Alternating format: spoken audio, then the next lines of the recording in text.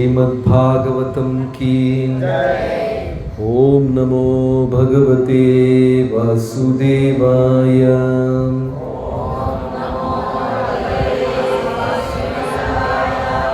ओम नमो भगवते वासुदेवाय।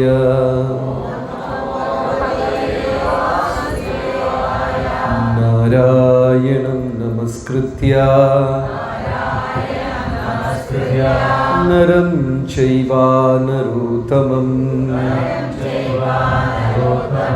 देवीं सरस्वतीं व्यासं ततो जयमुदीरये। हे कृष्णा करुणा सिन्धु दीनबन्धु जगत्पते गोपेश गोपिका कान्ता राधा कान्त नमोस्तुते। तप्त काञ्चन गौराङ्गी राधे वृन्दावनेश्वरी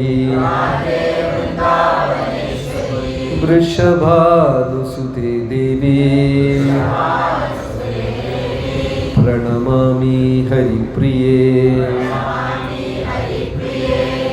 जय श्री कृष्ण चैतन्य प्रभु नित्यानंद श्री अद्वैत गदाधर श्रीवासदि गौरभक्तवृंद। हरे कृष्णा कृष्ण कृष्ण हरे हरे हरे राम राम राम हरे हरे। श्रील प्रभुपाद की जय। ग्रंथराज श्रीमद्भागवतम की। ഹരേ കൃഷ്ണ. എല്ലാ സജ്ജനങ്ങൾക്കും എൻ്റെ വിനീതമായ പ്രണാമം. ആദ്യം കരയാമുട്ടം ശ്രീകൃഷ്ണസ്വാമി ക്ഷേത്രത്തിൽ ഭഗവാന്റെ തൃപ്പാദങ്ങളിൽ നമ്മുടെ പ്രണാമം.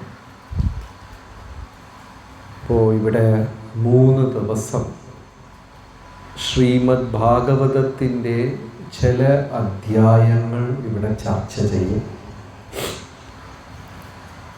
ശ്രീമദ് ഭാഗവതം ഒരേ ഒരു സത്യമാണ് ഇന്ന് ഭൂമിയിൽ നിലനിൽക്കുന്നത്. ബാക്കി എല്ലാ സത്യവും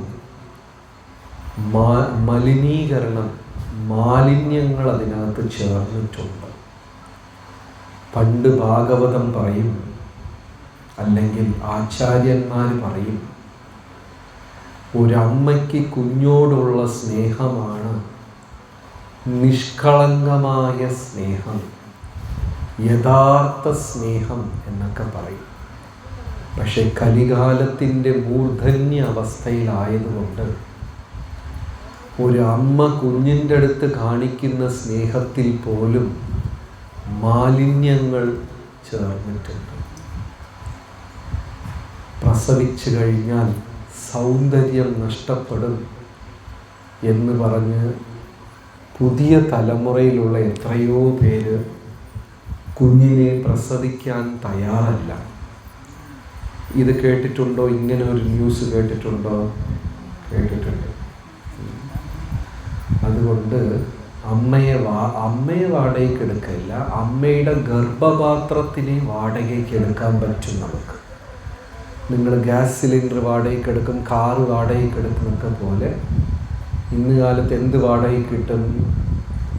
അമ്മയുടെ ഗർഭപാത്രം വാടകയ്ക്ക് കിട്ടും. അതിന് ഇൻ്റർനെറ്റിൽ ഏജൻസികളുണ്ട്, സൈറ്റുകളുണ്ട്, ക്യൂ ആണ്. ഇപ്പോൾ ബുക്ക് ചെയ്താൽ 1 വർഷം 2 വർഷം കഴിഞ്ഞൊക്കെ കിട്ടും. വളരെ വളരെ കലിയുഗം അധപ്പതനത്തിലോട്ട് പോയിക്കൊണ്ടിരിക്കുകയാണ്.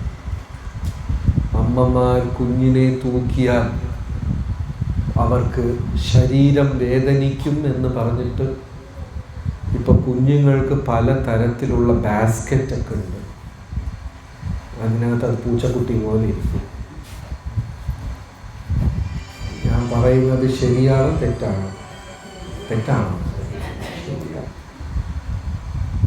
ആ ഒരു പരിശുദ്ധ സ്നേഹം പോലും കലികാലത്തിൽ മാറിക്കൊണ്ടേയിരിക്കും. ഗർഭപാത്രത്തിലുള്ള കുഞ്ഞു ഒരു ഭാരമാണ്, ഒരു ശല്യമാണ് എന്ന് പറഞ്ഞ് ഗർഭത്തിൽ തന്നെ ആ കുഞ്ഞിനെ കളയാൻ അമ്മ തയ്യാറാകുന്നു, അബോർഷന് തയ്യാറാകുന്നു. അപ്പം അങ്ങനെയൊക്കെ വരുമ്പോൾ ഈ ഭൂമിയിൽ സത്യം എന്ന് പറയുന്നത് എവിടെയാണുള്ളത്? ഒരു ഭാര്യ ഭർത്താവ് ബന്ധത്തിൻ്റെ ഇടയിൽ സത്യസന്ധതയുണ്ടോ?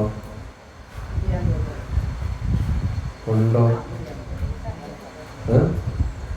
ഉണ്ടോ ഇല്ലേ? ഉണ്ടോ ഇല്ലേ? ഉണ്ട്.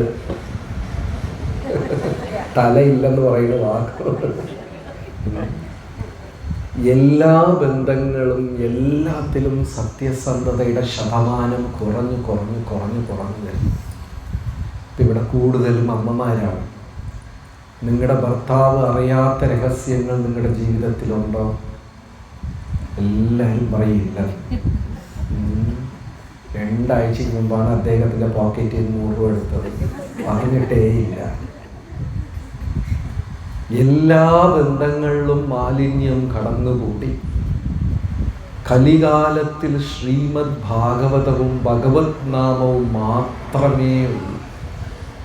അതുകൊണ്ട് ശ്രീമദ് ഭാഗവതത്തിൻ്റെ ആദ്യത്തെ ശ്ലോകത്തിൽ സത്യം പരം ധീമഹി എന്ന് പറയും. പരമസത്യം കലികാലത്തിൽ ഇത് മാത്രമേ ഉള്ളൂ. ഗുരുവായൂർ ക്ഷേത്രത്തിലും നടയിൽ എഴുതി വെച്ചിട്ടുണ്ട് അല്ലേ? സത്യം പരം ധീമഹി. ധീമഹി എന്ന് വെച്ചാൽ ധ്യാനിക്കുന്നു എന്നർത്ഥം. എൻ്റെ മനസ്സ്, എൻ്റെ ബോധം ഞാൻ അതിൽ ഉറപ്പിക്കുന്നു എന്ന്. ഇതിൽ പരമസത്യത്തിൽ. ബാക്കി ഒന്നും തന്നെ കലികാലത്തിൽ സത്യമല്ല. കച്ചവടങ്ങൾ സത്യമല്ല, ബന്ധങ്ങൾ സത്യമല്ല, കുടുംബ ബന്ധങ്ങൾ സത്യമല്ല, ജോലി സത്യമല്ല. എല്ലാത്തിലും മാലിന്യമുണ്ട്. ശ്രീമദ് ഭാഗവതവും ഭഗവത് നാമവും എവിടെയൊക്കെ ഉണ്ടാകുമോ അവിടെ മാത്രം അല്പം ശാന്തിയും സമാധാനവും ഉണ്ടാകും. ക്ഷേത്രങ്ങൾ വരെ ഒരു കച്ചവട സ്ഥാപനങ്ങളായി മാറിക്കഴിഞ്ഞു. മാറിയോ? മാറിയില്ലേ? മാറി. ക്ഷേത്രത്തിലുള്ളവർ നല്ലവരായിരിക്കും എന്ന് പ്രതീക്ഷിച്ചു പോയ അവിടെ അടിയോടടി, കൂട്ടടി. ശരിയല്ലേ? ഭാഗവതം മാത്രമേ ഉള്ളൂ.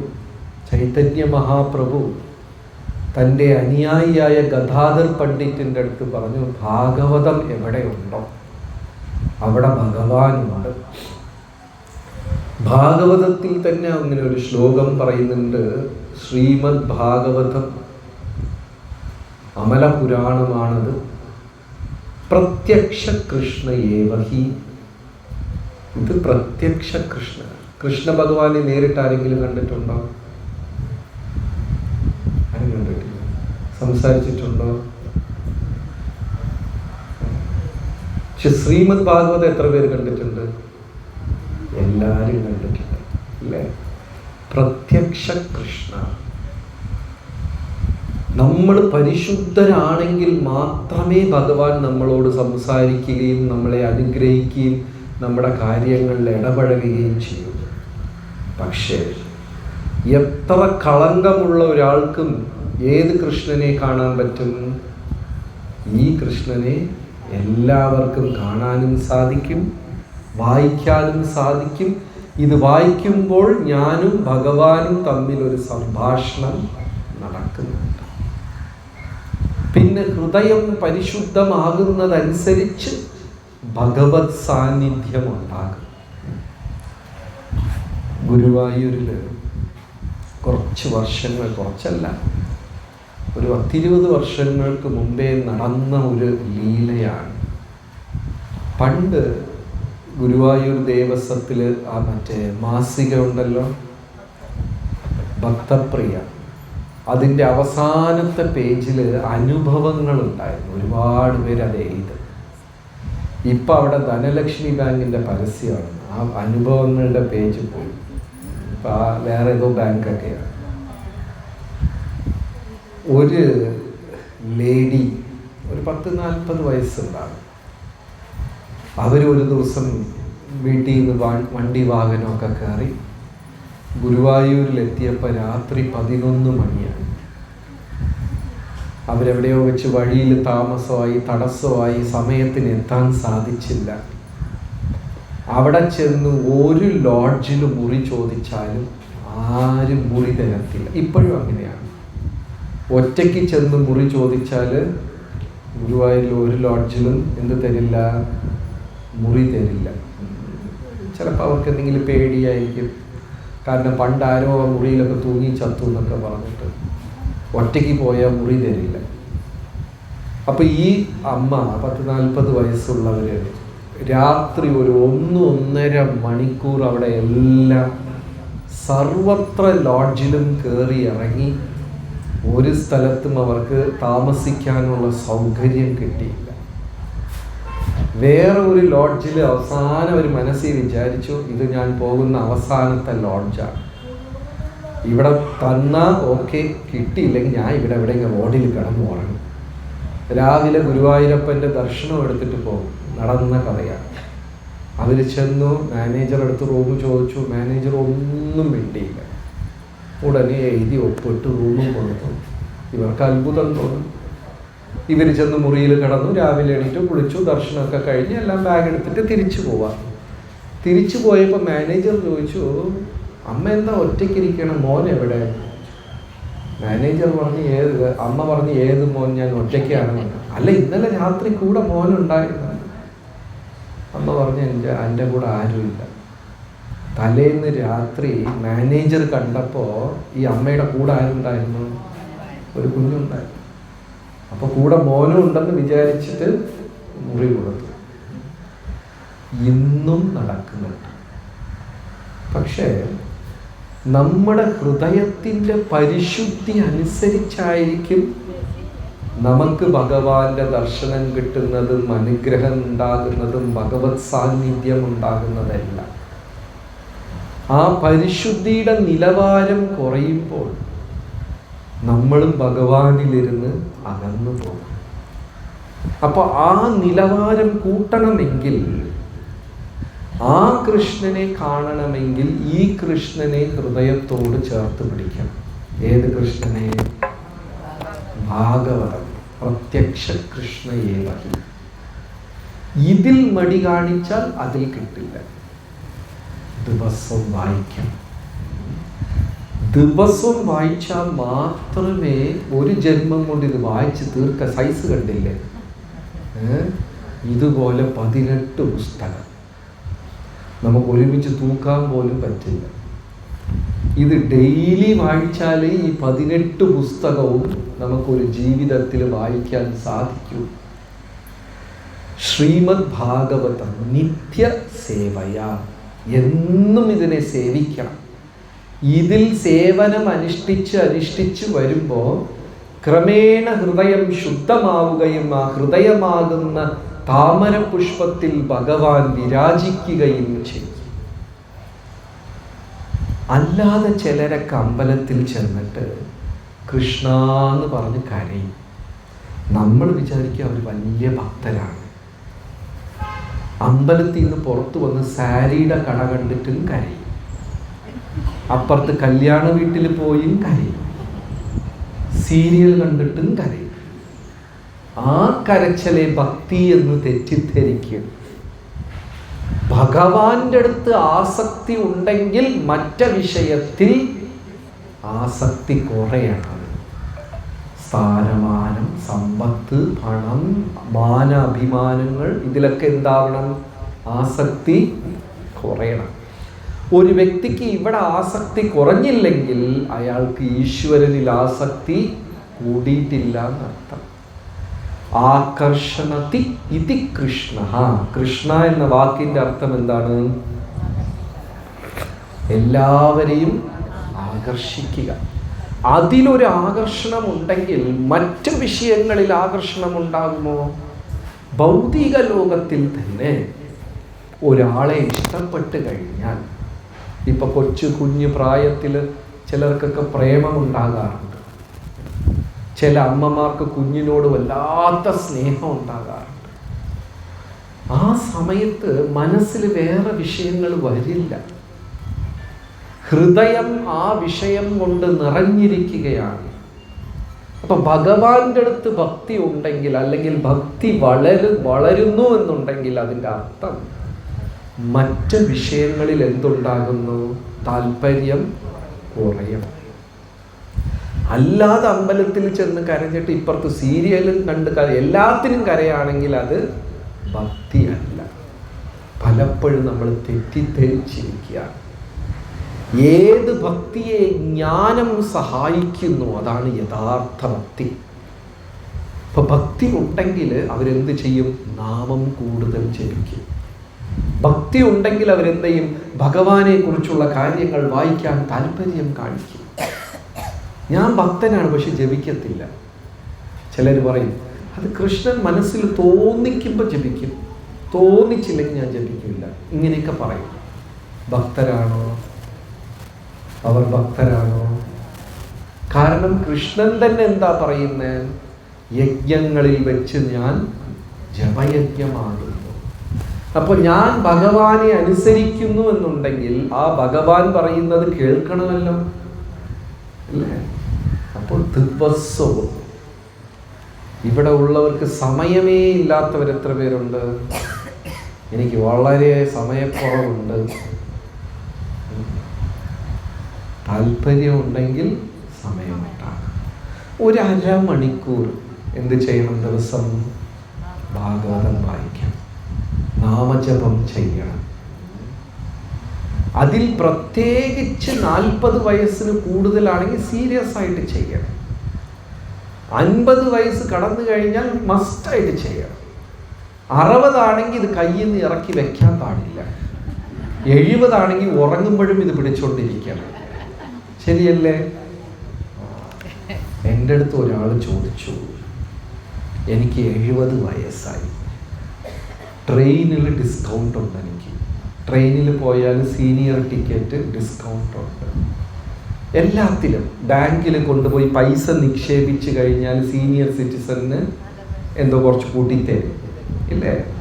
അപ്പൊ ജപം ഞാൻ 16 എന്നുള്ളത് 8 ജപിച്ച ഒരു 50% ഡിസ്കൗണ്ട്. 60 കഴിഞ്ഞാൽ ഇതിൽ ഭക്തിയിൽ മാത്രം എന്തില്ല? ഡിസ്കൗണ്ട്. 16, 32 എപ്പ കാറ്റ് പോകുന്ന അറിയില്ല, എപ്പ ഈ മെഷീൻ നിന്ന് പോകും, എന്തെങ്കിലും ഗ്യാരണ്ടി ഉണ്ടോ? അപ്പൊ ഇതിനെ മുറുകെ പിടിക്കണം. പിന്നെ എനിക്ക് മനസ്സിലായി ഇവിടെ കൂടിയിരിക്കുന്ന ആർക്കും തന്നെ 40 കടന്നിട്ടില്ല, അതുകൊണ്ട് പ്രശ്നമില്ല. എല്ലാവരും 40ന്റെ താഴെയാണ്, അല്ലേ പ്രഭു? അപ്പൊ ഭാഗവതം മുറുകെ പിടിക്കണം. ശ്രീമദ് ഭാഗവതം കീ ജയ ജയ ഭാഗവത ദേവ ജയ ജയ ഭാഗവത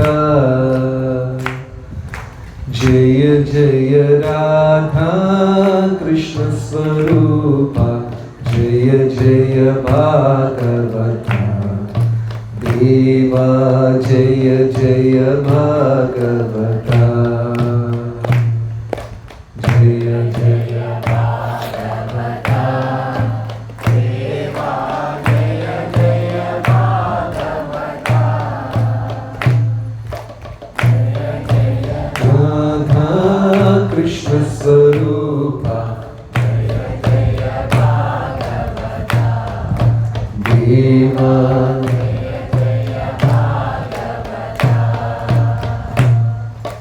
जय जय भागवत देवा जय जय भागवत जय जय राधा कृष्ण ജയ ജയ ഭാഗവത ദേവാ ജയ ജയ ഭാഗവത ജയ ജയ ഭാഗവത ദേവാ ജയ ജയ ഭാഗവത ജയ ജയ രാധാ കൃഷ്ണ സ്വരൂപ ജയ ജയ ഭാഗവത ദേവാ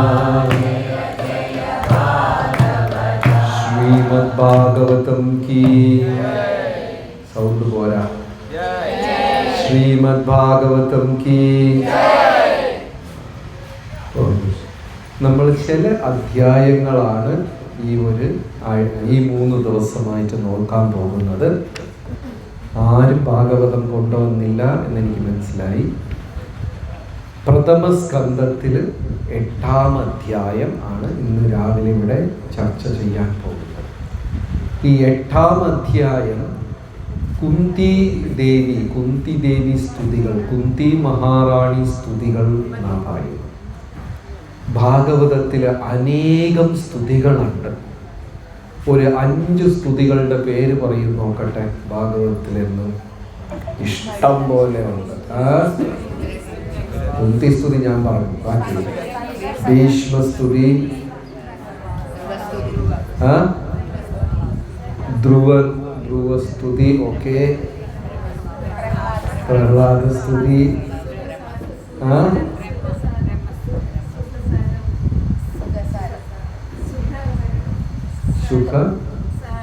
അത് സംവാദം, സ്തുതിയല്ല.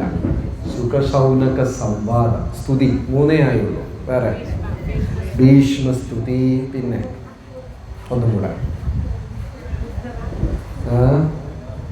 ഉദ്ധവഗീതം, അതും നല്ല കൂട്ടാം. രുദ്രഗീതമുണ്ട്, ഉദ്ധവഗീതമുണ്ട്, ഭീഷ്മസ്തുതിയുണ്ട്, പ്രഹ്ലാദസ്തുതിയുണ്ട്, നാഗകന്യകമാരുടെ സ്തുതിയുണ്ട്, 4 വേദങ്ങൾ വന്ന് ഭഗവാനെ സ്തുതിക്കുന്നുണ്ട്, ഗജേന്ദ്ര സ്തുതിയുണ്ട്, ഇഷ്ടംപോലെ ഉണ്ട്. ഗോപീഗീതമുണ്ട്, ഉത്തര ഒരു ശ്ലോകേ പറഞ്ഞു, 2 ശ്ലോകം പറഞ്ഞു. ശരി, ഓക്കെ. അപ്പോൾ ഇന്ന് രാവിലെ നമ്മുടെ ചർച്ചാ വിഷയം എന്താണ്? കുന്തി സ്തുതി, പ്രഥമ സ്കന്ധത്തില് 8-ാം അധ്യായം. നോക്കിക്കോളൂ, മറ്റെല്ലാവരും പുരുഷന്മാരും ഋഷിഗണങ്ങളും ഉയർന്ന മഹത് വ്യക്തികളുമാണ് സ്തുതിച്ചിട്ടുള്ളത്. അംബരീഷ സ്തുതി, ഗജേന്ദ്ര സ്തുതി, പ്രഹ്ലാദ സ്തുതി, വലിയ വലിയ ആൾക്കാർ, ഋഷിഗണങ്ങളും മഹാഭക്തരും. പക്ഷെ അവരുടെ ലിസ്റ്റിൽ ആരെ കൂട്ടിയിരിക്കുന്നു? കുന്തി മഹാറാണിയെ ചേർത്തിരിക്കുക. എന്തുകൊണ്ടെന്ന് വെച്ചാൽ ആ സ്തുതിയിൽ ഒരു ശ്ലോകമുണ്ട് കുന്തി മഹാറാണി ചോദിച്ചത്.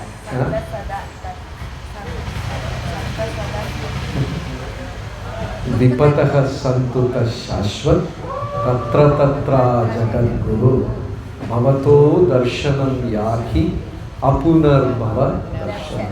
എന്ന് വെച്ചാൽ ഭഗവാനെ എനിക്ക് കഷ്ടപ്പാടുകൾ, വിപത്തുക്കൾ, പ്രശ്നങ്ങൾ വീണ്ടും വീണ്ടും തരിക, പക്ഷേ അതിൻ്റെ കൂടെ അങ്ങയുടെ ദർശനവും എനിക്ക് ലഭിക്കണം.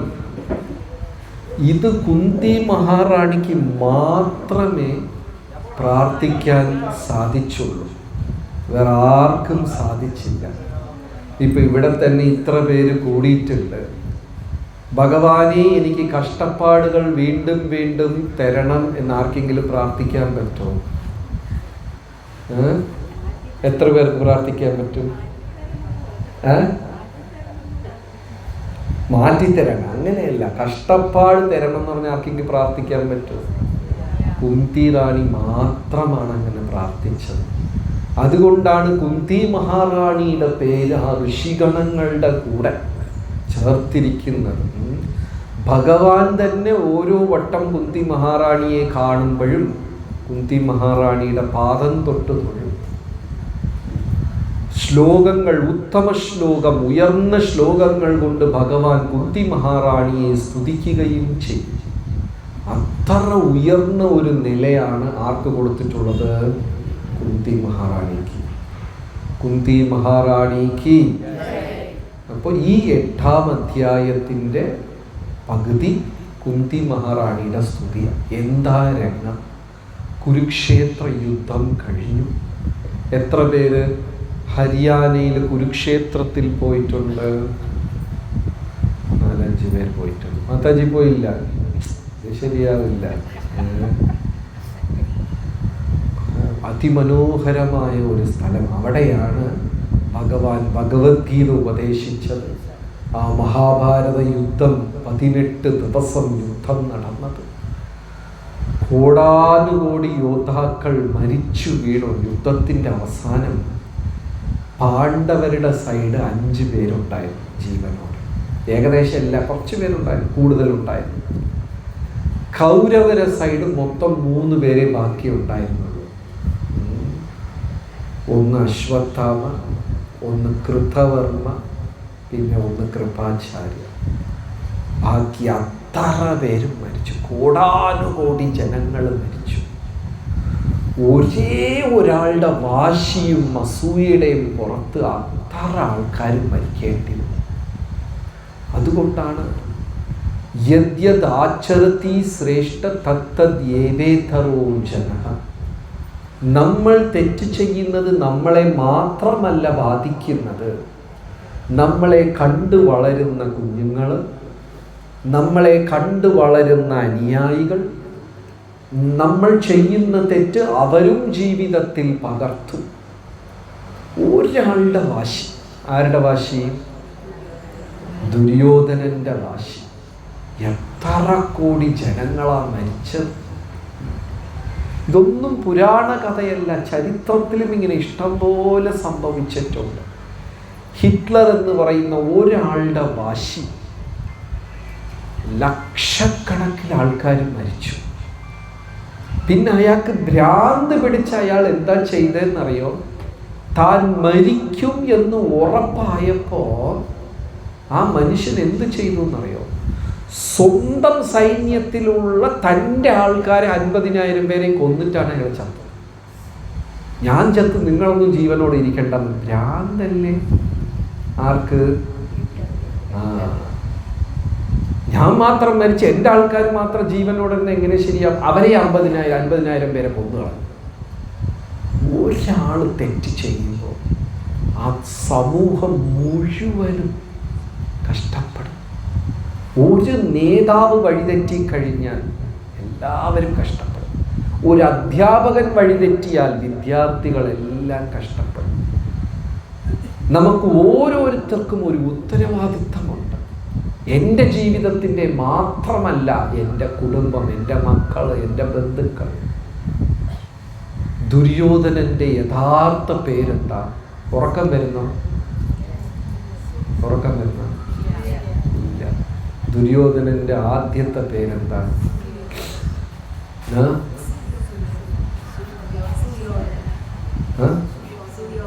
സുയോധനൻ.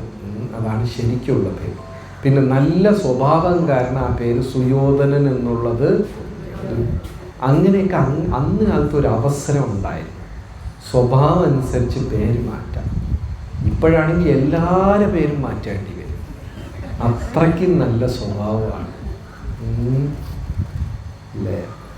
സുകുമാരൻ, എന്തൊക്കെയാ നല്ല പേര്. ശാന്തൻ, ശാന്തിയും സമാധാനം ഉണ്ടാവില്ല. അപ്പം ഇവർ 2 പേരുടെ പേരിലും നോക്കൂ യുദ്ധമുണ്ട്. ആരുടെ? ദുര്യോധനൻ്റെ പേരിലും യുദ്ധമുണ്ട്. ദുര്യോധനൻ എന്ന് വെച്ചാൽ തെറ്റായി യുദ്ധം ചെയ്തവൻ, തെറ്റായി യുദ്ധം ചെയ്ത് എല്ലാം അപഹരിക്കുന്നവൻ എന്നൊക്കെയാണ് അർത്ഥം. ദുര്യോധനൻ്റെ പേരിലും യുദ്ധമുണ്ട്. യുധിഷ്ഠിരൻ്റെ പേരിലും യുദ്ധമുണ്ട്. യുധിഷ്ഠിരൻ ആരാ? സ്ഥിരമായ കാര്യങ്ങൾക്ക് വേണ്ടി യുദ്ധം ചെയ്യുന്ന ആൾ, ശാശ്വതമായ കാര്യങ്ങൾക്ക് വേണ്ടി യുദ്ധം ചെയ്യുന്നവൻ, ധർമ്മത്തിനു വേണ്ടി യുദ്ധം ചെയ്യുന്നവൻ. എന്തിനാ ഈ പേരുകൾ ഇങ്ങനെ കൊടുത്തത്? ആരാ ദുര്യോധനൻ? ഇപ്പം എനിക്കൊരു സാധനം വേണമെങ്കിൽ എങ്ങനെയെങ്കിലും കള്ളം പറഞ്ഞോ ചതിച്ചോ വഴക്കുണ്ടാക്കിയോ അത് പിടിച്ചങ്ങെടുക്കുക. ഇത്തരം സ്വഭാവമുള്ളവരെല്ലാവരും ആരാണ്? ദുര്യോധനന്മാരാ. ഇപ്പം എനിക്ക് വന്നിട്ട് എന്താണ് ഒരു വെള്ളം വേണമെന്ന് വെച്ചോളൂ. അപ്പം നമുക്ക് എന്ത് ചെയ്യാം? എനിക്ക് കുറച്ച് വെള്ളം തരും എന്ന് ചോദിക്കാം. അങ്ങനെ ചോദിച്ചാൽ അയാൾ യുധിഷ്ഠിരനാണ്. 8 മണി തൊട്ട് ഇവിടെ ഇരിക്കുകയാണ്, വെള്ളം തരുന്നോ ഇല്ലേ, ഞാൻ എണീറ്റ് വന്ന് 2 തരണോ എന്ന് ചോദിച്ചു കഴിഞ്ഞാൽ എന്താണ് അയാൾ? ദുര്യോധനൻ. നിങ്ങളുടെ എത്ര പേരുടെ വീട്ടിൽ ദുര്യോധനന്മാരുണ്ടോ? ആരും വീട്ടിലും ഇല്ല? എല്ലാവരും വീട്ടിലും കാണും. ആ പറയുന്ന കാര്യം സൗമ്യമായി പറഞ്ഞൂടെ? പറയാൻ അറിയില്ല, വാശി പിടിച്ചെടുക്കുക. അപ്പൊ ഇത്തരം വ്യക്തികളെയാണ് ദുര്യോധനൻ എന്ന് പറയുന്നത്. യുധിഷ്ഠിരൻ എന്ന് പറഞ്ഞാൽ സ്ഥിരമായ ഒരു സാധനം, ധർമ്മത്തിന് വേണ്ടി നിൽക്കുന്ന ഒരാൾ. അപ്പോൾ യുദ്ധം കഴിഞ്ഞു. വിരലിൽ എണ്ണാവുന്ന ആൾക്കാർ മാത്രമേ 2 സൈഡും ബാക്കിയുണ്ടായിരുന്നു. എല്ലാവരും തോറ്റു. അവസാനം താൻ തോറ്റുപോയി എന്ന ഒരു വിഷയം അംഗീകരിക്കാൻ പറ്റിയില്ല അശ്വത്ഥാമ. അശ്വത്ഥാമ ആരുടെ മകനാ? ദ്രോണാചാര്യ, ബ്രാഹ്മണനാ. ശരിക്കും ആത്മീകം എന്ന് പറഞ്ഞാൽ യാഥാർത്ഥ്യം ഉൾക്കൊള്ളാൻ നമ്മൾ തയ്യാറാകണം. പെട്ടെന്ന് നമ്മളെ പ്രായത്തിൽ കുറഞ്ഞ ആൾക്കാരോ പുതിയ ആൾക്കാരോ വന്ന് ഒന്ന് ബഹുമാനക്കുറവോട് നമ്മളടുത്ത് സംസാരിക്കുമ്പോൾ ഹൃദയത്തിലൊരു വേദന ഉണ്ടാകുമോ? നമുക്ക് ഉണ്ടാകും. ഇവിടെ എത്ര പേർക്ക് മരുമകളുണ്ട്? ഒരാൾക്കേ ഉള്ളൂ? എല്ലാവർക്കും. അപ്പം ഞാൻ പിന്നെ കൂടുതൽ വിശദീകരിക്കേണ്ട കാര്യമില്ല. നമ്മളൊന്ന് പ്രതീക്ഷിക്കും, പക്ഷെ പ്രതീക്ഷിക്കുന്ന രീതിയിലായിരിക്കില്ല ആ വ്യക്തി ചെയ്യുന്നത്. ഉടനെ നമ്മുടെ ഹൃദയത്തിൽ ഒന്ന് വേദനിക്കും. ഉണ്ടോ ഇല്ലേ? തീർച്ചയായിട്ടും വേദനിക്കും. പക്ഷെ യാഥാർത്ഥ്യം മനസ്സിലാക്കണം. ഈ ലോകം ഒരു മാറ്റമാണ്. താക്കോല് നമ്മുടെ കയ്യിൽ നിന്ന് മകൻ്റെ കയ്യിലേക്ക് പോയിക്കൊണ്ടിരിക്കുന്നതാണ്. അത് അംഗീകരിച്ചു കൊടുക്കണം. ആർക്കാണോ അഹമെന്ന ഭാവം കൂടുതലായിട്ടുള്ളത് അവർക്ക് വേദനയും കൂടുതലായിരിക്കും. നമ്മൾ രാവിലെ ബാത്റൂമിൽ വീണ് തലയടിച്ചു, വേദനിച്ചു. ഇവിടെ വന്ന് എല്ലാവരുടെ മുമ്പേ കാല് തെന്നി വീണ് നിലത്ത് വീണ് തലയടിച്ചു, വേദനിച്ചു. ഏത് വേദനയായിരിക്കും കൂടുതൽ? ബാത്റൂമിൽ വീണതോ ഇവിടെ വീണതോ? ഇവിടെ വീണത്. എന്തുകൊണ്ടാ? എല്ലാരും കണ്ടു. ശരീരം മാത്രമല്ല വേദനിച്ചത്, ഇവിടെ അഹമെന്ന ഭാവവും വേദനിച്ചു. പക്ഷെ ബാത്റൂമിൽ ആരും കണ്ടില്ല. ഇനി അഥവാ എന്ത് പറ്റി ഒന്നുമില്ല എന്നുള്ള. അപ്പോ അഹം, ശരീരത്തിൽ വേദന വന്ന മനുഷ്യൻ തയ്യാറാവും സഹിക്കാൻ.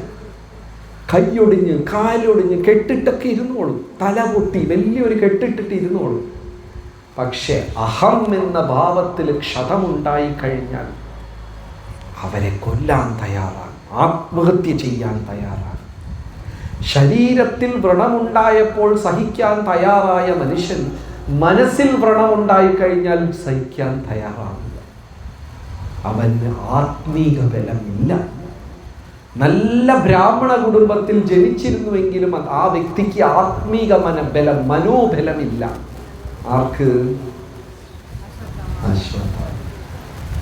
ഞാൻ തോറ്റാലും കുഴപ്പമില്ല, പാണ്ഡവരിൽ ഇനി ഒരു കുഞ്ഞും ഒരു തരിയും ബാക്കി നിൽക്കാൻ പാടില്ല, ഒരു ആത്മാവും ബാക്കി നിൽക്കാൻ പാടില്ല എന്ന് പറഞ്ഞ് രാത്രിക്ക് രാത്രി ചെന്ന് പാഞ്ചാലി ദ്രൗപദിയുടെ ഉറങ്ങിക്കിടന്ന 5 കുഞ്ഞുങ്ങളെ കഷ്ണമായിട്ട് വെട്ടി പച്ചക്കറി മുറിക്കുന്നത് പോലെ മുറിച്ച് ആ മുഴുവൻ സ്ഥലത്തിലും തീയിട്ട് ഭസ്മമാക്കിക്കൊണ്ട് ഈ 5 തലയും കയ്യിലെടുത്ത് 5 കുഞ്ഞുങ്ങളുടെ തല മാത്രം. അവന്റെ ഭ്രാന്ത് ആലോചിച്ച് നോക്കണം. ആരുടെ തലയാ പിടിച്ചിരിക്കുന്നത്?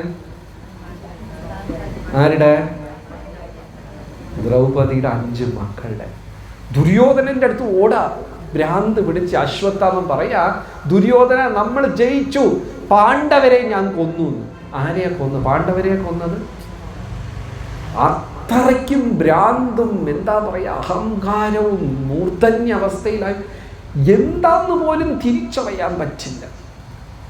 ദേഷ്യം അത്രയ്ക്കും ഡേഞ്ചറസ് ആണ്. ദേഷ്യം വരുമ്പോൾ സാധനം തൂക്കിയെറിഞ്ഞ അനുഭവം എത്ര പേർക്കുണ്ട്? ആർക്കും. ഇവിടെ ഭാഗവതത്തിന്റെ ആവശ്യമേ ഇല്ല. ആരും ഒരു സാധനം തൂക്കി വലിച്ചെറിഞ്ഞിട്ടില്ല. പാത്രം ഒന്ന് അടുക്കളയിൽ വേഗത്തിൽ ബലമായിട്ട് വെച്ചിട്ടില്ല. സ്വരത്തിൽ മാറ്റം വന്നിട്ടില്ല. ഗിരിപ്രഭു എന്ന പ്രോഗ്രാം ക്യാൻസൽ. കാരണം എല്ലാവരും വൈകുണ്ഠവാസികളാണ്. ഇവിടെ ചെയ്തിട്ടുണ്ടോ ഇല്ലേ? പാത്രമൊക്കെ എടുത്തെറിയും, പറ്റുമെങ്കിൽ ഭർത്താവിൻ്റെ തലക്കെടുത്തെറിയും. ദേഷ്യം വരുമ്പോൾ നമ്മുടെ ദേഹത്തൊരു ഉഷ്ണം വരുന്നത് പോലെ തോന്നും. ഫസ്റ്റ് അത് എന്ത് ചെയ്യും വെച്ചാൽ ശരി എന്താണ് തെറ്റെന്താണെന്ന് തിരിച്ചറിയാൻ നമ്മളെ സമ്മതിക്കില്ല. ആ സമയത്ത് തെറ്റെല്ലാം ശരിയായിട്ട് തോന്നും. നമുക്കറിയാം ഈ വാക്ക് പറഞ്ഞാൽ അവർക്ക് വേദനിക്കുമെന്നറിയാം, അറിഞ്ഞും മനഃപൂർവ്വം പറയും. അഥവാ അയാൾ കേൾക്കാതെ പോലെ നിന്നാൽ ഒരിക്കൽ കൂടെ പറഞ്ഞു. ഇതെല്ലാം നമ്മൾ ചെയ്യും. അശ്വത്ഥാമാവിന് ദേഷ്യം വന്ന് പാണ്ഡവരാണ് ഉറങ്ങിക്കിടക്കുന്നതെന്ന് വിചാരിച്ചിട്ട് ആ മുറിക്കകത്ത് കയറി തൻ്റെ വാളെടുത്ത് അവരെയൊക്കെ വെട്ടി, കുഞ്ഞുങ്ങളെയാ വെട്ടിയത്, പാണ്ഡവരെ അല്ല. വെട്ടി 5 തല മാത്രം കയ്യിലെടുത്തിട്ട് ബാക്കി മൊത്തം തീയിട്ടു. ഈ തലയെ കൊണ്ടുപോയി ഓടുക ദുര്യോധനൻ്റെ അടുത്ത്. ദുര്യോധനൻ തൊട പൊട്ടി അര പൊട്ടി ഒരു കുളത്തിൻ്റെ കരയിൽ അനങ്ങാൻ പറ്റാതെ മരണവും കാത്തിരിക്കുക. ആ കഥ അറിയാമല്ലോ. മഹാഭാരതത്തിൽ ദുര്യോധനൻ്റെ തൊടയൊക്കെ അടിച്ച് പൊട്ടിച്ച് അങ്ങനെ കിടക്കുക. ആ ദുര്യോധനൻ പോലും ദേഷ്യപ്പെട്ടു, അശ്വത്ഥാമ എന്ത് നീചപ്രവൃത്തിയാണ് ചെയ്തത്. യുദ്ധം പാണ്ഡവരെടുത്ത അല്ലാതെ കുഞ്ഞുങ്ങളെടുത്തല്ല. ദുര്യോധനൻ പോലും അത് തെറ്റെന്ന് പറഞ്ഞു. എന്നിട്ട് ഭഗവാൻ ശപിച്ചു അശ്വത്ഥാമാവിനെ, നിനക്ക് കുഷ്ഠരോഗം ബാധിക്കട്ടെ. ആരാ ശപിച്ചത്? ഭഗവാൻ ആക്ച്വലി കൊല്ലാനാ തയ്യാറായത്. ദ്രൗപദി പറഞ്ഞു, കൊല്ലണ്ട. എൻ്റെ 5 മക്കളും നഷ്ടപ്പെട്ട് ഞാൻ വിലപിക്കുന്നത് പോലെ ഒരു ബ്രാഹ്മണ സ്ത്രീയും വിലപിക്കുന്നത് എനിക്ക് കാണാൻ വയ്യ, കൊല്ലണ്ട എന്ന് പറഞ്ഞു. അപ്പം ഭഗവാൻ ചിരിച്ചുകൊണ്ട് ചോദിച്ചു, ദ്രൗപദി, ഇതേപോലെ അന്ന് നീ ദുശാസനനെ ക്ഷമിച്ചിരുന്നെങ്കിൽ മഹാഭാരത യുദ്ധമേ നടക്കില്ലായിരുന്നു. നിന്റെ മക്കളെ കൊന്നതിനെ നീ ക്ഷമിച്ചു, പക്ഷെ നിന്നെ അപമാനിച്ചതിനെ നീ ക്ഷമിച്ചില്ല. കണ്ടില്ലേ അഹമെന്ന ഭാവം? ഏതാണ് വലിയ പാപം? എൻ്റെ മക്കളെ കൊന്നതാണോ എന്നെ അപമാനിക്കുന്നതാണോ? ഏതാണ് ഏതാ വലിയ തെറ്റ്? മക്കളെ കൊന്നതിനെ ദ്രൗപദി ക്ഷമിച്ചു, പക്ഷെ ഇത് ക്ഷമിക്കാൻ തയ്യാറായില്ല, തന്നെ അപമാനിച്ചത്. പിന്നെ ഇനിയൊന്ന് കാലം കൂടെ കുറെ വർഷങ്ങൾ കഴിഞ്ഞപ്പോൾ ദ്രൗപദിയും ഒരു വലിയ യോഗീശ്വരിയായി മാറി. അങ്ങനെ ഭഗവാന്റെ അടുത്ത് ദ്രൗപദി പറഞ്ഞു, ഒരു ബ്രാഹ്മണ സ്ത്രീ വിലപിക്കുന്നത് എനിക്ക് കാണണ്ട, വിട്ടേക്കാൻ പറഞ്ഞു. കൃഷ്ണ ഭഗവാൻ സമ്മതിച്ചില്ല. കൊല്ലണം, അല്ലെങ്കിൽ മരണത്തിന് തുല്യമായ ശിക്ഷ കൊടുക്കണമെന്ന് പറഞ്ഞിട്ട് അശ്വത്ഥാമാവിന് കുഷ്ഠരോഗം ബാധിക്കട്ടെ എന്ന് ശപിച്ചു. അശ്വത്ഥാമ ചിരഞ്ജീവിയ, അധികകാലം ജീവിച്ചിരിക്കുന്ന വ്യക്തിയാണ്. കലിയുഗത്തിൻ്റെ അവസാനം വരെയും ജീവനുണ്ട്. ആർക്ക്? അശ്വത്ഥാമ. അപ്പൊ അത്രയും കാലം കുഷ്ഠരോഗം ബാധിച്ച് ഹിമാലയത്തിൽ അലഞ്ഞു നടക്കണമെന്ന് ശപിച്ചു. ഇന്നും ഹിമാലയത്തിലുണ്ട്. ഹിമാലയത്ത് ഇന്ന് പോയാലും 3 ചിരഞ്ജീവിമാരുണ്ട്. പേരറിയാമോ നോക്കട്ടെ? 3 ചിരഞ്ജീവിമാർ ഇന്നും ഹിമാലയത്തിലുണ്ട്. ആരൊക്കെയാ? ഹനുമാൻ, അശ്വത്ഥാമ, മൂന്നാമത്തത് ആരാണ്? വ്യാസമഹർഷി. വ്യാസമഹർഷിയും ഇന്നും ഉണ്ട്. അപ്പൊ ഇവർ ചിരഞ്ജീവിമാരെല്ലാം അവിടെ ഉണ്ട്. പക്ഷേ അശ്വത്ഥാമ ശപിക്കപ്പെട്ട് കുഷ്ഠരോഗം. എന്നിട്ട് ഒരു ശാപം കിട്ടിയെങ്കിലും ബുദ്ധി വരണ്ടേ? എന്തായാലും എനിക്ക് ശാപം കിട്ടിയത് കിട്ടി. പോകുന്ന വഴിക്ക് ഉത്തരയുടെ ഗർഭത്തിലുള്ള അവസാനത്തെ കുഞ്ഞിനെയും കൂടെ കൊന്നിട്ട് പോകാമെന്ന് തീരുമാനിച്ചു. എത്ര അഹങ്കാരമുണ്ടാകും, എത്ര ഇതുണ്ടാകും. യുദ്ധമെല്ലാം കഴിഞ്ഞു. ശ്രീകൃഷ്ണ ഭഗവാൻ ദ്വാരകയിലേക്ക് പോകുന്നു. എല്ലാവരും വന്ന് യാത്ര അയക്കുന്നു. പാണ്ഡവരുണ്ട്, കുന്തി മഹാറാണിയുണ്ട്, ഗാന്ധാരിയുണ്ട്, ധൃതരാഷ്ട്രരുണ്ട്. ഉത്തര ആരെ ഭാര്യയാണ്? അഭിമന്യുയുടെ ഭാര്യ. ആരുടെ അമ്മയാണ്? സുഭദ്രയുടെ അമ്മയാണ്. കുടുംബക്കലഹമുണ്ടാകും. പരീക്ഷത്തിന്റെ അമ്മയാണ്. ഉത്തര ഗർഭവതിയാ. ഗർഭത്തിൽ പരീക്ഷിത്തുണ്ട്. എല്ലാവരും ഭഗവാനെ യാത്ര അയക്കാൻ വന്നു. ഇപ്പം നമ്മുടെ വീട്ടിലും ബന്ധുക്കൾ വരുമ്പോൾ നമുക്കറിയാൻ പറ്റും, അളന്ന് നോക്കാം. അവർക്ക് നമ്മളെ അടുത്ത് എത്ര സ്നേഹമുണ്ടോ എന്ന് നമുക്ക് തൂക്കി നോക്കാൻ പറ്റും. വാതിൽ വരെ വന്ന് ചിലർ ബൈ പറയാം, കാണാം പറയും. ചിലർ വണ്ടി വരെ, ഗേറ്റ് വരെ വരും, വണ്ടി വരെ വരും, വാതിലൊക്കെ തുറന്ന് അടച്ചൊക്കെ തന്ന് പറയും. ചിലർ റെയിൽവേ സ്റ്റേഷൻ വരെയൊക്കെ വരും, ഇല്ലേ? അത് വെച്ച് നമുക്കറിയാൻ പറ്റി എത്ര സ്നേഹമുണ്ട്. മലയാളിയാണെങ്കിൽ വാതിലിൽ തന്നെ അടച്ചിട്ട് അങ്ങ് തിരിച്ചു പോകും. പാണ്ഡവരെല്ലാം ഭഗവാനെ അയക്കാൻ രഥം വരെ വന്നു. കൃഷ്ണ ഭഗവാൻ ഒരു കാലെടുത്ത് രഥത്തിൽ വെച്ചു. എല്ലാവരും കരഞ്ഞ് വിലപിക്കുക, ഇനി കൃഷ്ണനെ എപ്പം കാണും. ഭഗവാനെ വിട്ട് പിരിയാൻ മനസ്സിൽ. അത് മാത്രമല്ല, അവരുടെ ഹൃദയമെല്ലാം വലിയ ഭാരമാണ്. എന്താ? എല്ലാവരുടെയും മക്കൾ മരിച്ചു, പലരുടെ ഭർത്താക്കന്മാർ മരിച്ചു. യുദ്ധത്തിൽ അനേകം ബന്ധുക്കൾ, ഗുരുവര്യന്മാർ, ഗുരുതുല്യനായ ആൾക്കാർ, മാമന്മാർ, സഹോദരന്മാർ, എല്ലാവർക്കും എന്തെങ്കിലും രൂപത്തിൽ നഷ്ടമുണ്ടായിരുന്നു. ഭഗവാൻ ഉണ്ടായിരുന്നത് കൊണ്ട് അവർക്ക് ആ വിഷമം തോന്നിയില്ല. അങ്ങനെ ഭഗവാൻ രഥത്തിൽ കാലെടുത്ത് വയ്ക്കും. ഉത്തര നിലവിളിച്ച് ഓടി വരിക. കാരണം ഉത്തരയുടെ ഗർഭത്തിൽ പരീക്ഷിത്ത്. ആ പരീക്ഷത്തിനെ നോക്കി അശ്വത്ഥാമ ബ്രഹ്മാസ്ത്രം അയച്ചു. അപ്പോൾ അടുത്ത് അർജുനൻ, പാണ്ഡവരെല്ലാം നിൽക്കുകയാണ്. ബ്രഹ്മാസ്ത്രത്തിനെ നിയന്ത്രിക്കാൻ അറിയാവുന്ന അർജുനൻ നിൽക്കുന്നു. അവരെല്ലാം പിതൃസ്ഥാനത്തിലുള്ളവർ, അച്ഛൻ്റെ സ്ഥാനത്തിലുള്ളവരാണ്. പക്ഷേ ഉത്തര അവരടുത്തൊന്നും പോയില്ല. ആരെ നോക്കിയാ ഓടിയത്? ഭഗവാനെ നോക്കി ഓടി. അതാണ് ഈ മനോഹരമായ ശ്ലോകം. എല്ലാവരും ഏറ്റു പറയുക. 1-ാം സ്കന്ധത്തിൽ 8-ാം അധ്യായത്തിൽ 9-ാമത്തെ ശ്ലോകം. ഉത്തര ഉവാച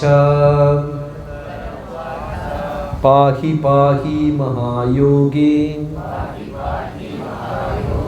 ദേവദേവാ ജഗത്പതേ നാന്യം ത്വദ്ഭയം പശ്യേ യത്ര മൃത്യോ പരസ്പരം പാഹി പാഹി മഹായോഗിൻ ദേവദേവാ ജഗത്പതേ നാന്യം ത്വദ്ഭയം പശ്യേ യത്ര മൃത്യോ പരസ്പരം. മനോഹരമായ ശ്ലോകം. 2 കൈയും ഉയർത്തിക്കൊണ്ട് ഭഗവാൻ രഥത്തിൽ കയറുന്നത് നോക്കി ഉത്തര ഓടി വരിക. ഈ 2 കൈയും ഉയർത്തി നാമജപം ചെയ്യുന്നത് അഭയാർത്ഥികൾ. ഒരാൾ നീന്താൻ അറിയാതെ വെള്ളത്തിൽ മുങ്ങിപ്പോകുമ്പോൾ അയാൾ എങ്ങനെയാ രക്ഷിക്കൂന്ന് വിളിക്കുക? എങ്ങനെ വിളിക്കും? 2 അതായത് ഈ ലോകത്തിൽ എനിക്ക് ഒരു ഗതിയുമില്ല, ഞാൻ എന്തിലൊക്കെ വിശ്വസിച്ചോ എല്ലാം നഷ്ടപ്പെട്ടു, ഞാൻ നിർഗതി, ഇങ്ങനെ നിൽക്കുക, ഭഗവാൻ മാത്രമേ ഉള്ളൂ എന്ന് പറഞ്ഞ് 2 കൈയും ഉയർത്തി ഉത്തര നിലവിളിച്ചിട്ട് വന്നു. പാഹി പാഹി മഹായോഗേ. പാഹി എന്ന് വെച്ചാൽ രക്ഷിക്കൂ എന്നർത്ഥം. പാഹിമാം. പാഹി എന്ന് വെച്ചാൽ രക്ഷിക്കുക. മഹായോഗി ഭഗവാനെ പാഹി പാഹി മഹാ ദേവദേവാ ജഗത്പതേ. ദേവന്മാരുടെ ദേവന. നല്ലോണം ശ്രദ്ധിക്കണം. ഉത്തര പറയുന്നു, ഇവിടെ സർവദേവ സങ്കല്പമില്ല. കേരളത്തിൽ അങ്ങനെ ഒരു തെറ്റിദ്ധാരണയുണ്ട്. ഏത് ദൈവത്തിനെ പൂജിച്ചാലും ഒന്ന് തന്നെയാണ് എന്നൊരു തെറ്റിദ്ധാരണ ഉണ്ട്. അല്ല, ദേവന്മാർക്ക് സ്ഥാനങ്ങളുണ്ട്. ഓരോ ദേവനും വേറെ വേറെയാണ്. ദേവന്മാരുടെ അധിപൻ മഹാദേവൻ, മഹാദേവന്റെ അധിപൻ ദേവദേവൻ. ഇതിന് വ്യത്യാസമുണ്ട്. പലപ്പോഴും നമ്മൾ അങ്ങനെയാണ് വിചാരിച്ചിരിക്കുക, എല്ലാ ദൈവവും ഒന്നാണ്. പിന്നെ ചിലർ വീട്ടിൽ പൂജാമുറിയിൽ ദൈവങ്ങളുടെ പടത്തിൻ്റെ കൂടെ തന്നെ മാതാ അമൃതാനന്ദമയുടെ പടം, സായിബാബയുടെ പടം എല്ലാം ഒരു ഒറ്റ കർപ്പൂരായിരുന്നു, ഒറ്റ. പിന്നെ അവരെ മരിച്ചുപോയ മുത്തച്ഛൻ്റെ പടം ഉണ്ടാവും, എല്ലാം അതിനകത്തുണ്ടാവും. ശരിയാണോ തെറ്റാണോ? ദേവഗണങ്ങൾ ഈ പ്രപഞ്ചത്തിൽ പല സ്ഥാനം അലങ്കരിക്കുന്നവരാണ്. അവരുടെ നിയന്താവ് മഹാദേവൻ ശിവൻ. ശിവനിലും ഉപരി ആരാണ്? ഭഗവാൻ. അതാണ് ഇവിടെ ഉത്തര പാടിക്കൊണ്ട് പോകുന്നത്. ദേവദേവാ, ദേവന്മാരുടെ ദേവനേ, ജഗത്പഥേ, പ്രപഞ്ചത്തിൻ്റെ നാഥനെ, നാ അന്യം ത്വദ് അഭയം പശ്യേ, അങ്ങല്ലാതെ ഈ ഭൂമിയിൽ വേറെ രക്ഷയേയില്ല. നമ്മൾ പലതിലും വിശ്വസിക്കും. ഇവിടെ ഉള്ള എത്ര പേർക്ക് ഇൻഷുറൻസ് ഉണ്ട്? ഒരാൾക്ക് മാത്രമേ ഉള്ളൂ? എല്ലാവർക്കും ഉണ്ട് ഇൻഷുറൻസ്. നമുക്ക് എന്തെങ്കിലും അപകടം പറ്റിയാൽ അവർ പൈസ തരും. ഉദാഹരണം, കൈ ഒടിഞ്ഞു പോയി, പൈസ തരും. കൈ തിരിച്ചു തരും. പ്രപഞ്ചത്തിൽ ഒരേ ഒരു അഭയമേ ഉള്ളൂ. ഇപ്പം എൻ്റെ എനിക്കൊരു കൊച്ചു കുട്ടിയുണ്ട്, മകളുണ്ട്, മകനുണ്ട്. എനിക്ക് അയാളടുത്ത് വലിയ സ്നേഹമാണ്. ഒരു ദിവസം അവന് പല്ലുവേദന വന്നു. പാവം ആ കുഞ്ഞ് പല്ലുവേദന സഹിക്കാൻ പറ്റാതെ കഷ്ടപ്പെടുന്നു. ഞാൻ അമ്മയാ, അച്ഛനാ എന്നും പറഞ്ഞ് ആ വേദന ഇങ്ങോട്ട് വാങ്ങിക്കാൻ പറ്റുമോ? നമുക്കൊന്നും ചെയ്യാൻ പറ്റില്ലല്ലോ.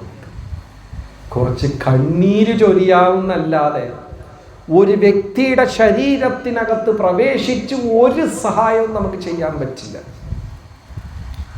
അതാണ് ഇവിടെ ആരാ ഉത്തര പറയുന്നു, നാന്യത്വദഭയം പശ്യേ, അങ്ങല്ലാതെ ഈ പ്രപഞ്ചത്തിൽ അഭയം വേറെ ഒന്നുമേ ഇല്ല. എത്ര മൃത്യു പരസ്പരം, ഞാൻ മരണത്തിനെ കൺമുമ്പേ കാണുകയാണ്. അശ്വത്ഥാമാവിൻ്റെ ബ്രഹ്മാസ്ത്രം വരുന്നു, മരണത്തിനെ കൺമുമ്പേ കാണുന്നു എന്ന് രണ്ട് കൈയും ഉയർത്തിക്കൊണ്ട് ഉത്തര നിലവിളിച്ച് ഓടിയപ്പോൾ രഥത്തിൽ കയറി ഒരു കാല് വെച്ച ഭഗവാൻ തിരിച്ചു വന്ന് ഒരു പെരുവരലിൻ്റെ വലിപ്പം, ഇത്രയും വലിപ്പമായി ഉത്തരയുടെ ഗർഭത്തിനകത്ത് പ്രവേശിച്ചു. ഗർഭത്തിനകത്ത് പരീക്ഷിച്ച് നോക്കിയപ്പോൾ പെട്ടെന്നൊരു സുന്ദര പുരുഷൻ, തേജസ്വി, താമരേതൾ പോലത്തെ കണ്ണുകളും ചുരുണ്ട മുടിയും മകരകുണ്ടലവും ശംഖ് പോലത്തെ കഴുത്തും പുഞ്ചിരി തൂയിക്കൊണ്ട് എന്താ പറയുക, മുത്തുമാലകളും കൗസ്തുഭവും ഒക്കെ ആയിട്ട് പരീക്ഷിത്ത് അങ്ങനെ അതിശയിച്ചു നോക്കുക. ഭഗവാൻ ഗർഭത്തിൽ നിന്ന് എന്തിനെ തടഞ്ഞു?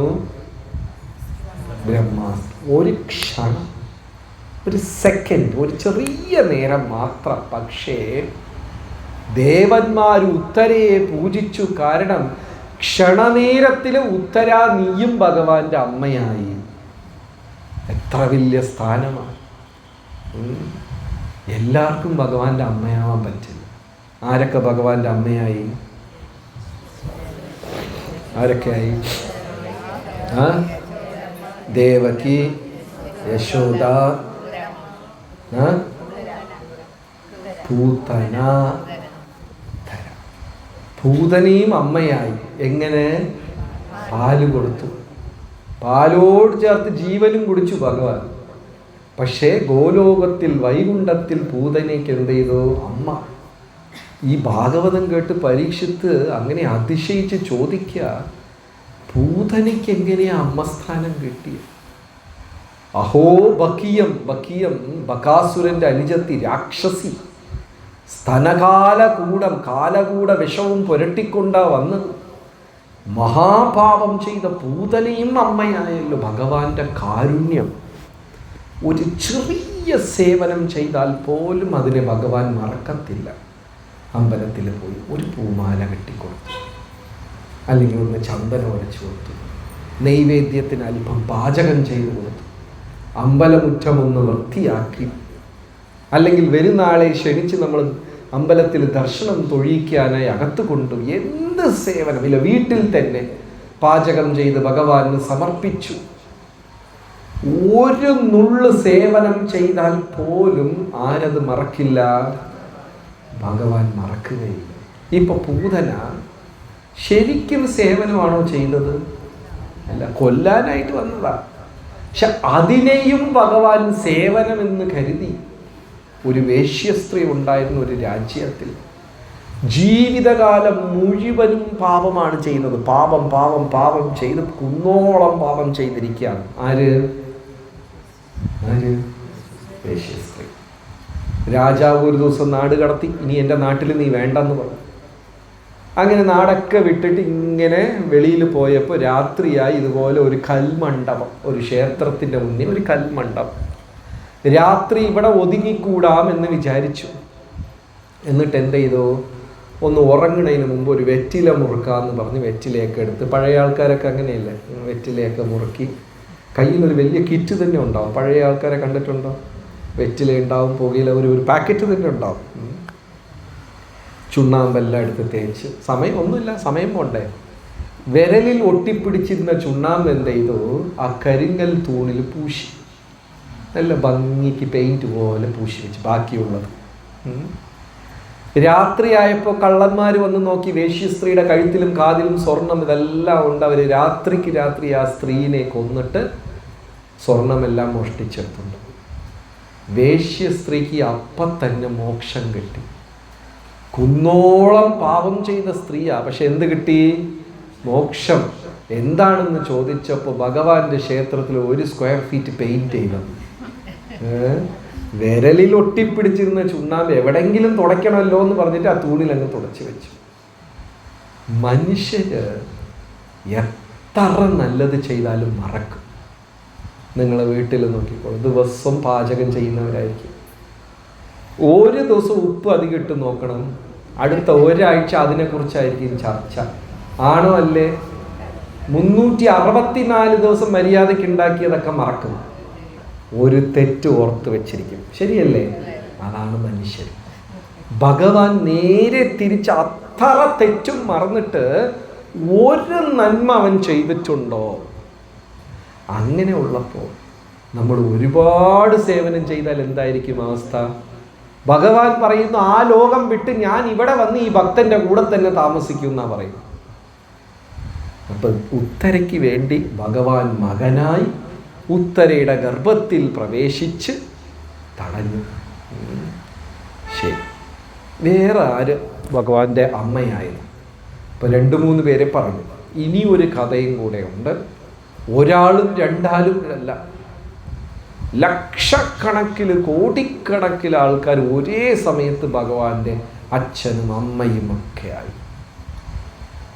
ആ കഥ ആർക്കെങ്കിലും ഓർമ്മയുണ്ടോ?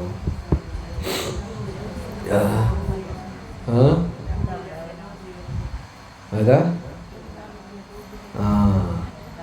വൃന്ദാവനത്തില് ഒരു ദിവസം കൃഷ്ണ ഭഗവാൻ പശുക്കളെ മേയ്ക്കാൻ പോയി.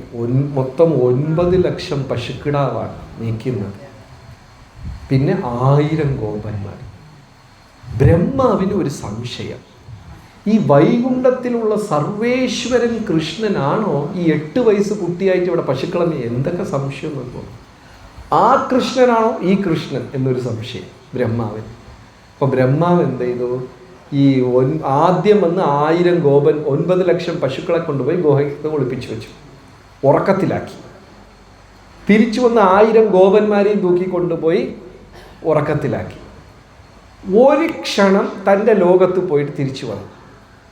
ബ്രഹ്മാവിൻ്റെ കാലവും നമ്മുടെ കാലവും വ്യത്യാസമുണ്ട്. നമ്മുടെ നിസാരം 3 മണിക്കൂറാണ്.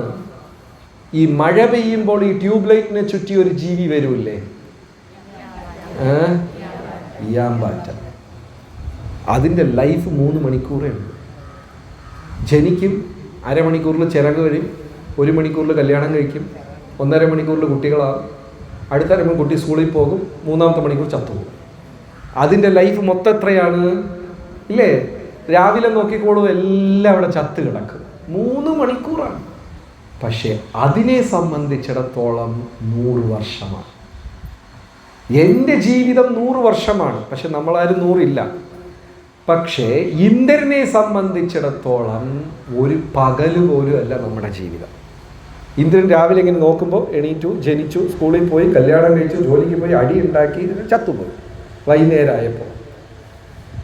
നമ്മുടെ ജീവിതം ദേവേന്ദ്രന് നിസാരമാണ്.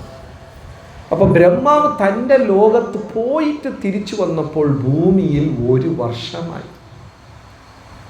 ഇവിടെ നോക്കിയപ്പോൾ എന്ത് ചെയ്തു? ഭഗവാൻ 9 ലക്ഷം പശുക്കിടാവായി വിസ്തരിച്ചു, 1000 ഗോപന്മാരായി വിസ്തരിച്ചു.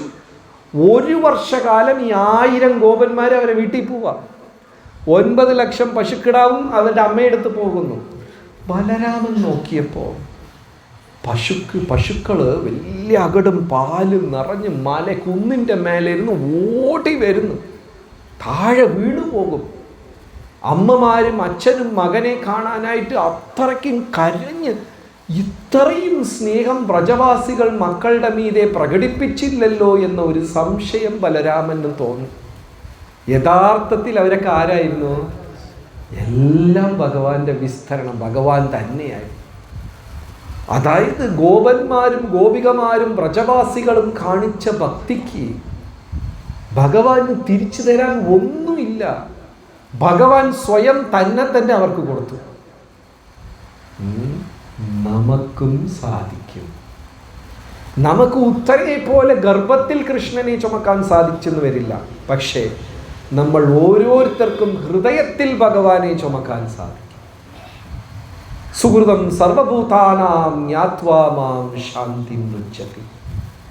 ശ്രദ്ധയോട് നാമജപം ചെയ്യുക, ഭാഗവതം വായിക്കുക, അത് ആൾക്കാർക്ക് പറഞ്ഞു കൊടുക്കുക, വഴക്കുണ്ടാക്കാതിരിക്കുക മാത്രമേ. അത് ചെയ്യുമ്പോൾ നമ്മൾ അറിയാതെ അങ്ങോട്ടും ഇങ്ങോട്ടും എന്തെങ്കിലുമൊക്കെ പറയും. പിന്നെ ഹൃദയത്തിലുള്ള ദൈവമെന്ന് ഇറങ്ങിപ്പോകും. ഈ ശ്ലോകം ഇന്നും കേരള ക്ഷേത്രങ്ങളിലൊക്കെ കുഞ്ഞുങ്ങൾക്കായി നമ്മൾ എന്തെങ്കിലും അർച്ചന പൂജയ്ക്കൊക്കെ കൊടുത്താൽ തിരുമേനിമാർ ജപിക്കുന്ന ശ്ലോകമാണ്. ഏത്? പാഹി പാഹി. കാരണം ഉത്തര ഗർഭത്തിലുള്ള പരീക്ഷത്തിന് വേണ്ടി പ്രാർത്ഥിച്ചതാ ഭഗവാന്റെ അടുത്ത്.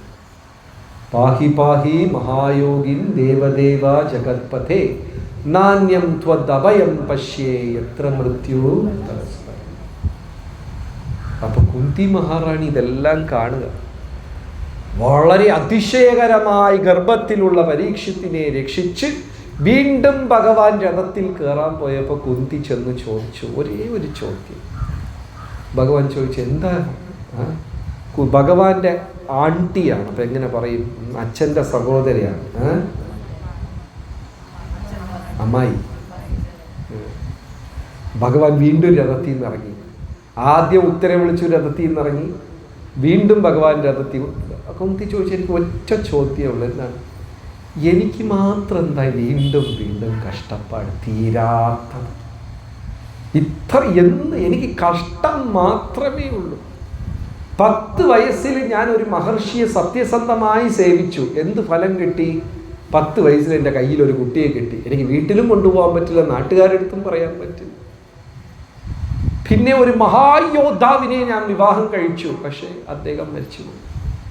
മരിച്ചതിന് ശേഷം അഭയാർത്ഥിയായി ഞാൻ എൻ്റെ സ്വന്തം കൊട്ടാരത്തിൽ തന്നെ കയറി.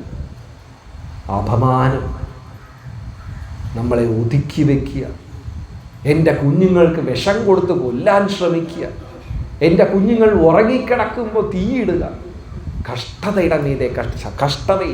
എന്താണ്? ഭഗവാൻ അതിമനോഹരമായ ഉത്തരം പറയും. അതാണ് ഈ സുന്ദരമായ അധ്യായം. ഏതധ്യായം? സ്തുതി 8-ാം അധ്യായം. ഇപ്പം ചെറിയ ഒരു 5 മിനിറ്റ് ഗ്യാപ്പ്. നമ്മുടെ സദാനന്ദ പ്രഭുവിടെ കീർത്തനം, അത് കഴിഞ്ഞ് തുടങ്ങും. ഒരു 5-10 മിനിറ്റ്